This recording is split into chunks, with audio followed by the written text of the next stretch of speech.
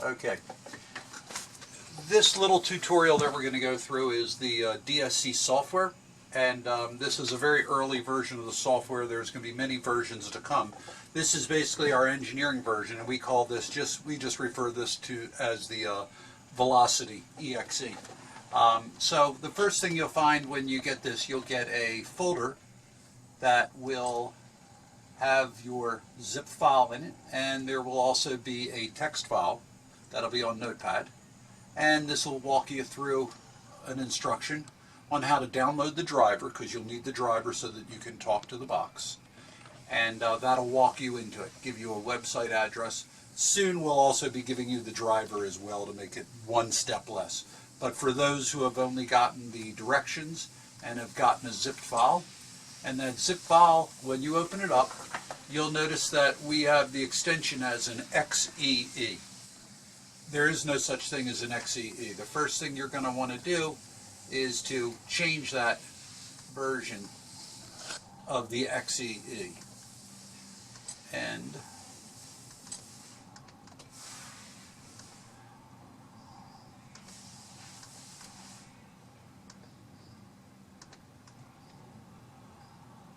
so the first thing you're going to do is you're going to put this XEE on your desktop.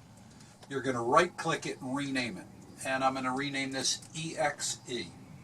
So it'll be a .exe. And this executable file is now what I would rather you actually rename this like I did mine. I have different notes for 5 different ones that we've built. But this one will be the shock control, and we'll just say rather than number 3, this will be just V for velocity. And that's our velocity control. So the first thing you'll do is you'll open this up. There's the dialog that you'll get when you fire it up. First screen you see is table. You'll see the G table in table set 1. There's 3 tables altogether, and you can see that in the settings tab. So if you pull down the settings tab, you'll notice you have 1, 2, or 3. Any of those can be edited. They are in different color to identify them more readily. But right now we're going to stay in table 1 and go into that. Then you will see after that that you have tabs across the top. You'll have G-force, brake,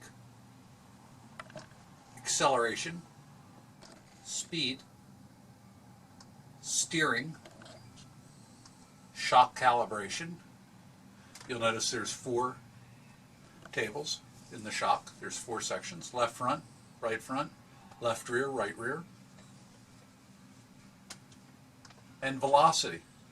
Velocity refers to the velocity of the damper.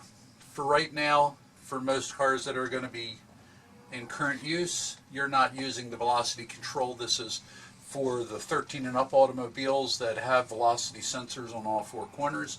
And for those in the future, they're going to add that onto their standard car. You will have the ability to adjust for velocity.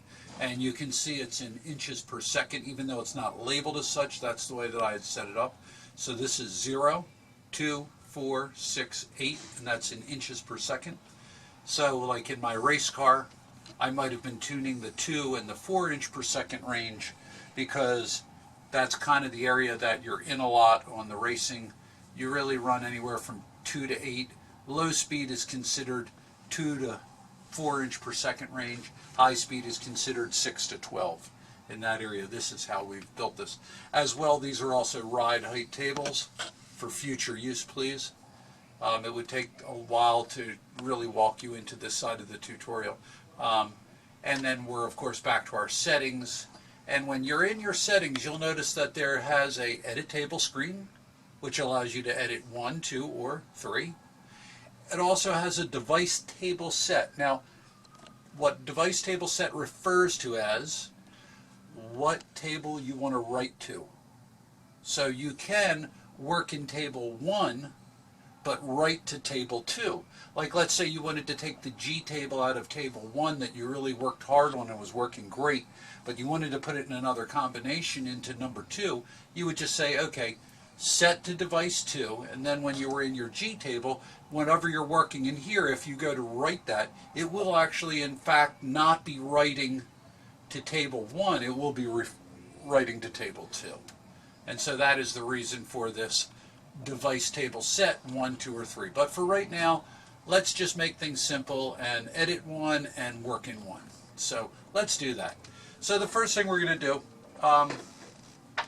I know all of you have been talking to Tom Chan. He's been very active with DSC, and he's been working with it for a while. This is actually out of Tom's car, and the reason I'm bringing that up today is because I'm going to read Tom's file, and he had a slight change. He liked setting number 2 on the race circuit, and I want to now improve his table number 3. So first thing I'm going to do after you plug in, you want to make sure that your driver is set up properly.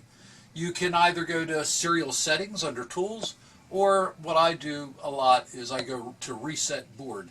And what reset board does is it sets up a communication between the DSC board and your laptop, and it tells you whether it's functioning. So I'm going to hit that, and it is not.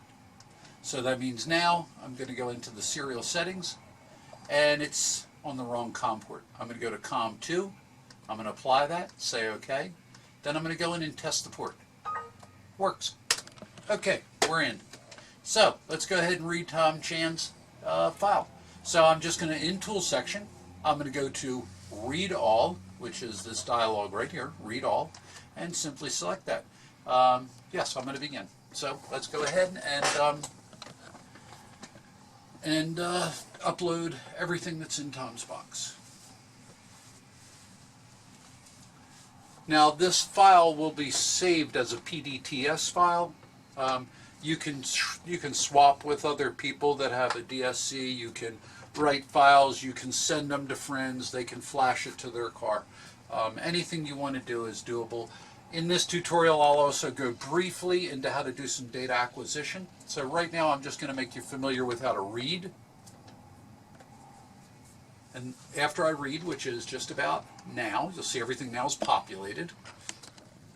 First thing I suggest that you do is to save this as. What I do is I've created my documents a DSC folder. Inside DSC folders, I've got a velocity file.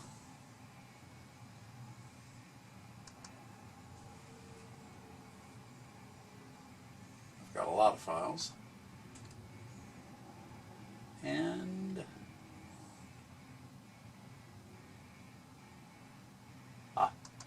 here it is.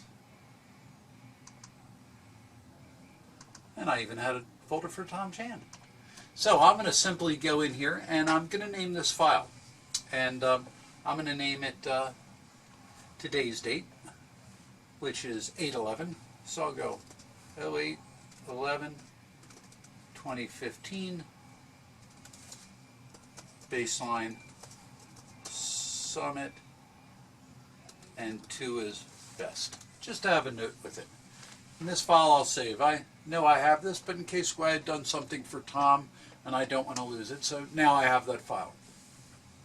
Now I'm simply going to go into his G table, and you can see that the center of the G table in the 2/10 area, there's really very little activity in here, and that's to get a really nice ride.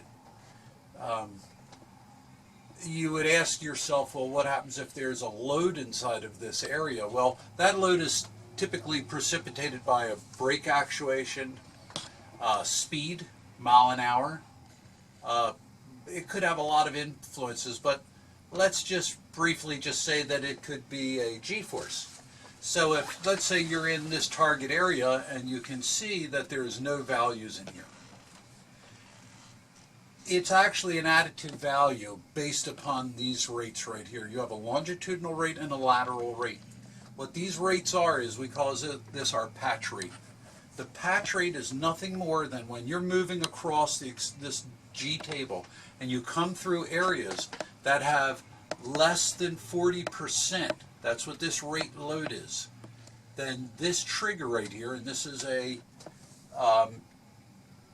the way that this would work is Right now I've got this at 35, but if I had that at 50, it would be way more sensitive. So it's going to put as much as 60% of the table, and you ask yourself what table, and that all comes back to shock calibration.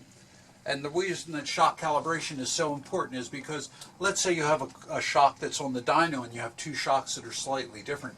You can actually rebuild your calibration table so that the shocks are fairly close.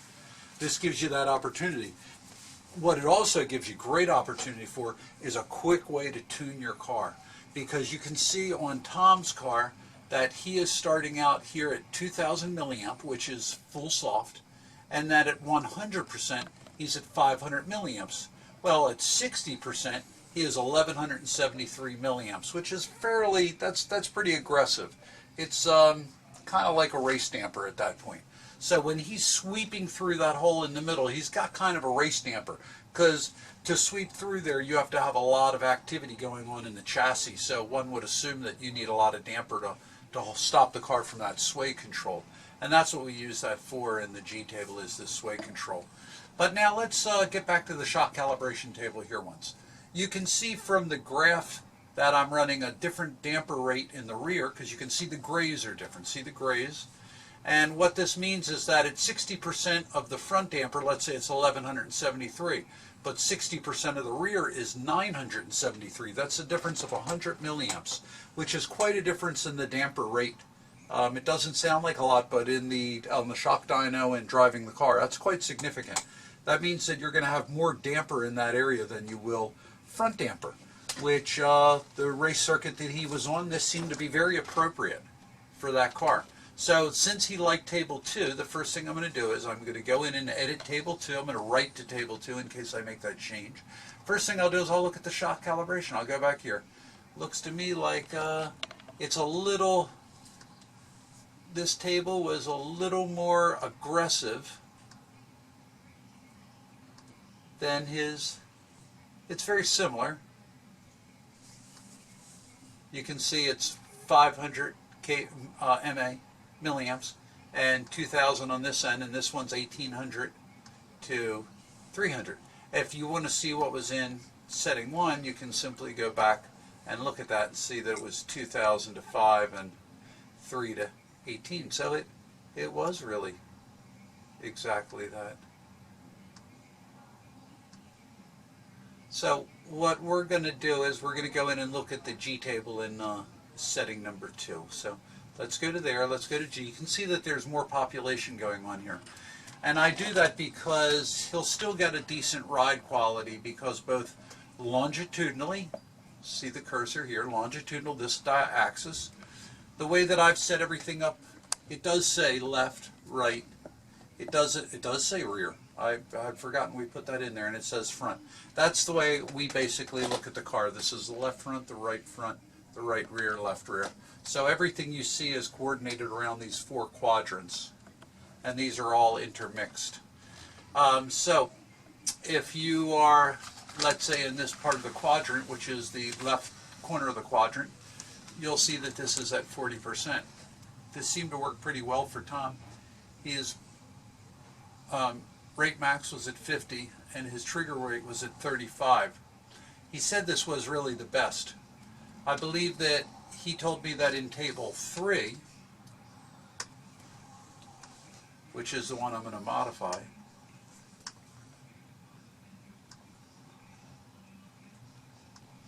and his rate is really the same calibration table. So the real big difference is in his tables. That this one he thought had a little too much activity in the front end. It was had a bit of a heaving feel in the front end, which could have been upsetting the rear just slightly. So in that case, I'm going to kind of look in this area. I know that he would have been in the 4/10 of a G to 6/10 of a G area laterally, and probably accelerating a little bit, so I'm going to say that he's back here on this side of the table. So you can see the rear damper is already at 80%, and the front damper is at 60% and 40%.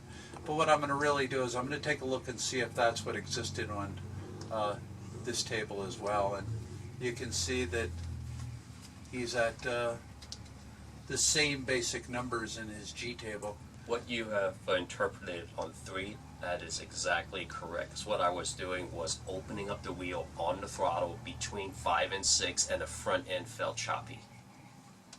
Between 5 and 6.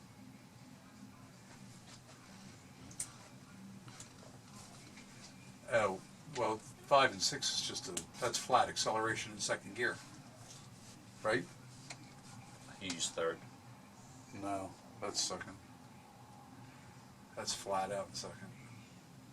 It's all right in third. All right, and then how about in turn 2? Did you get that feeling? Little bit. That's where it should be the greatest. Not from 5 to 6. 5 to 6, if you're getting it, it's because it's a little bumpy in there. Yep. But 2 is where you get the heaving. That's where you get the chassis going up and down a little bit. In mode 2, I didn't get any of the choppiness between 5 to 6. Huh. Interesting. Well, yeah, mode 2 between 5 to 6, no choppiness. How about it was mode like 1? glassy How about smooth. mode 1? 1 was similar to 2 between turn 5 and 6, but 1 didn't have enough damper. It felt like at the front straight between, full throttle, between 100 to 140 miles an hour, it had too much heaving. It wanted more damper to stabilize the car. When I pushed 2 while I was on the front straight, it immediately made the car more stable. Okay, well then what we're going to do is we are then going to go ahead and take 3, and we're simply going to make the change to soften that front end up a little bit more. So we're going to go ahead into shock calibration, and right now we're running 2,000 to 500, and on the rear running 1,800 to 300. We're going to keep the 18 to 3, but we're going to change the front from 2 to 6, either that or 2 to 650. So the first thing we're going to do is, you can see under the right column, we're going to go all, just so that we don't forget, and only write to one of the dampers and not to all of the dampers. The read, we're going to set it to all also in case I read it back. I'm going to want to make sure I read all 4 of them. So that will be the first thing to do. The next thing I'm going to do is I'm going to go to the clear all and go ahead and clear them. And the first thing I'll do is I'll enter 2,000. And the next thing I'll do is I'll enter 2,000. Now, 2,000 happens to be the operating range of the tractive shock. It runs between 2,000 and 500. And that's very typical for it. And in the back, I think what I'll do is I'll put 1,750. Doesn't sound like much of a change, but it's a pretty sizable change. 50 milliamps on the tractive is pretty big. It is extremely responsive, and the slightest change is pretty pronounced. Now in the back, I said I wanted to go to, I'm going to go to 650. So first thing I'll do is, now you can see when I'm doing this, I'm typing in the value in where it says milliamps, and I'm updating. You have to update it. You can't just use the enter. We didn't set it up that way yet. The next version that we're working on has got a little more user-friendly savviness to it like that. And this we're going to put at 300. And we're going to set this dude to 300 right here. And what I'm doing is I'm just setting the base values. I'm going to interpolate the rest. There are some tips that I have. I'm going to fill all, yep, and you can see the new grades. Now in some cars that I've done, you can see that the front goes from 2000 to 1950 to 1916 to 1874. It goes back. I've done some cars where I've set the first 10%, let's say at 2000, and then interpolated from here back. It gives it that real plush feeling in mode 1. For people that are looking for an incredible ride, it just gives you more of that, but yet it really doesn't compromise any of the performance, because as soon as you lean on the car, whether it's G-force, mile an hour, you can see you have the ability to tune by mile an hour. You've got steering, which right now Tom's not using because we're trying to tune the basic chassis. We're trying not to introduce any just through steering. And acceleration we're not using either right now. But it's an interesting deal, the acceleration. You can add and subtract the amount of damper, both front and rear, from the car under acceleration.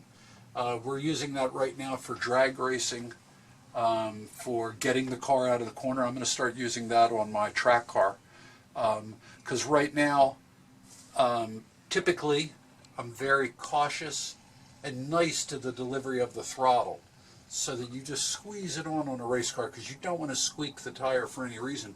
But this would give you the ability to, if you smack the pedal to the floor, it would act like a damper, and it would just cushion the blow to the rear tire. You could set it up so that the fronts didn't make a change, but the rears just softened the blow so that it didn't hurt the tire. There's just so many things that you can do. It's really big. So let's get back into the shock calibration. So I kind of like this. We're set up in editing 3, writing to 3, and we've set our shock calibration. This is our new table for Tom. We are now going to write to all. So first thing I'm going to do is this. I'm going to first reset the board just to make sure I've got communication. I do. So I'm going to write that, and boom, I'm going to write it. So right now we are writing this piece of the software, and that is complete. First thing I'll do is I'll reset the board, and what that does is it powers down and powers up the board, which it's kind of like a reboot, just a real quick reboot. That way the information is locked in there. So that is it. Tom's table 3 is now modified. Now, Tom might find out that this is really where he wants to be on table 3. Like, he loves this calibration table, but he's still not 100% sure of this G table. And he thinks he might end up wanting that G table right there out of editing table 2, because he likes that. See how the G table is just slightly different. So what he could really do, going back to settings, he could edit to write to device 3. That way he could go to G-force, and the next time he could just write the G table. It's going to write it to number 2, rather to number 3, excuse me if I said 2, because it is editing 2 but writing to 3.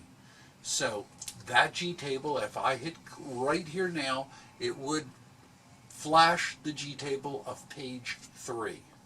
So then when I would go into here and go in the G table, it would look at first the way that it does now, because you have to remember that you're just seeing what was viewed in the box last. If I wanted to see this G table, I would have to go back to read, and then this would be the new file that was in the DSC. So this is just a kind of a basic walk you into it. I think for those getting started in tuning, I think the easiest place to get started is in the shock calibration table.